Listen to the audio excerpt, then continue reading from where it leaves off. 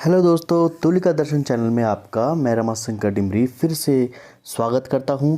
और आज के इस अंक में हमने फिर से कला जगत के कुछ महत्वपूर्ण प्रश्न लिए हैं। और पहला प्रश्न है, भारतीय चित्रकला के पुनर्जागरण का श्रेय किसे जाता है? कंपनी शैली को, दक्खनी शैली को, मुगल शैली को या बंगाल शैली को? तो भारतीय चित्रकला के पुनर्जागरण का जो श्रेय जाता है वह बंगाल शैली को जाता है, जिसमें रविंद्रनाथ टैगोर, ईवी हेवेल, रविंद्रनाथ टैगोर और अनेक चित्रकारों ने कार्य किया था। अगला प्रश्न देखते हैं, मुगल शैली में चित्रों पर चौड़े हाशिए किसके समय बनाए गए? अकबर, जहांगीर, शाहजहां या औरंगजेब?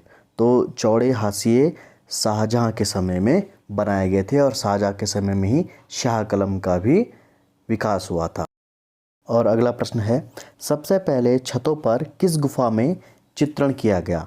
बादामी, अजंता, जोगीमारा और बाग गुफाओं में?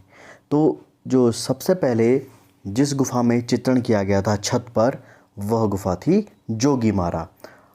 तो विकल्प सी सही हो जाता है। अगला प्रश्न देखते हैं, कला विलास पुस्तक किसने लिखी है? वासुदेव शरण अग्रवाल, भरत मुनि, राय कृष्णदास या क्षेमेंद्र ने? और जो कला विलास पुस्तक है ये क्षेमेंद्र द्वारा लिखी गई पुस्तक है। अगला प्रश्न है, ट्रांसफॉर्मेशन पुस्तक के लेखक कौन हैं? स्टेला क्रैमरिस, जेसी फ्रेंच, बाउल गार्टन या रोजर फ्राई? तो ट्रांसफॉर्मेशन ये बहुत ही फेमस पुस्तक है और इसे लिखा था रोजर फ्राई ने। विकल्प डी सही हो जाता है।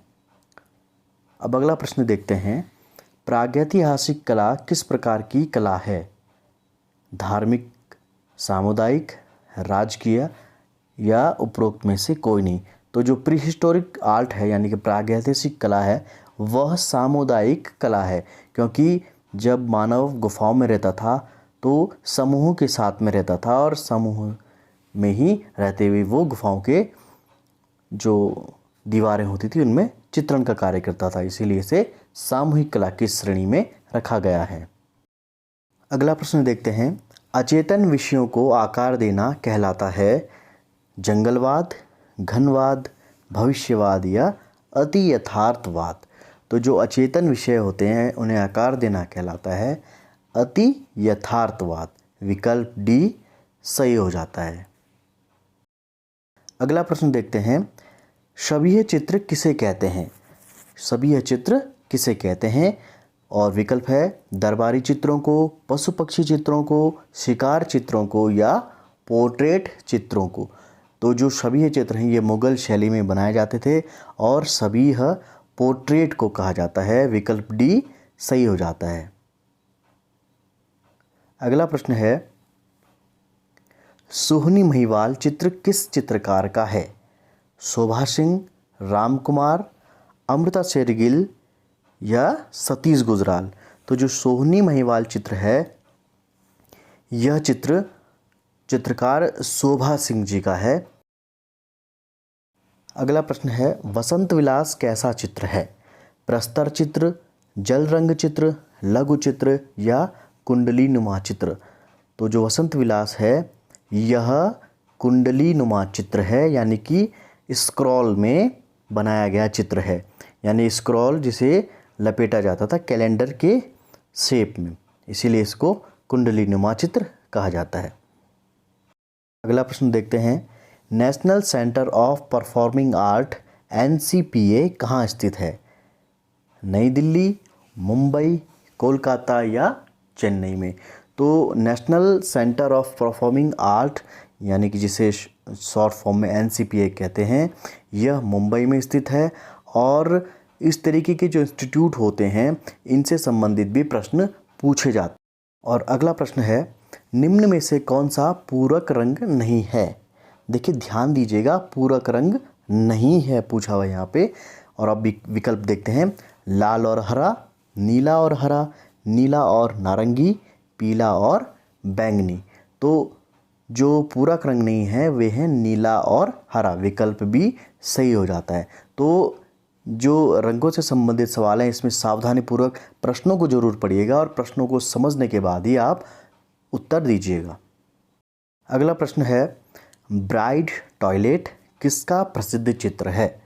अमृता शेरगिल, विकास भट्टाचार्य, राम गोपाल विजयवर्गीय या यामिनी राय?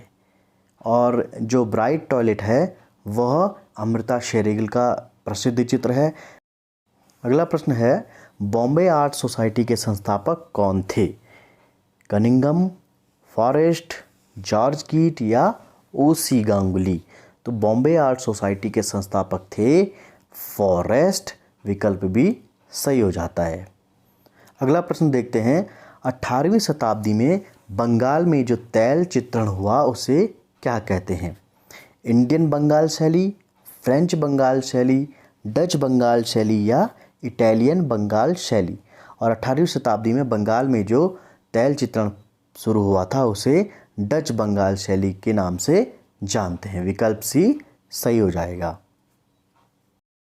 अगला प्रश्न है, विलासरंगम गुफा स्थित है चेन्नई में, तंजौर में, शिवकाशी में या मदुरई में?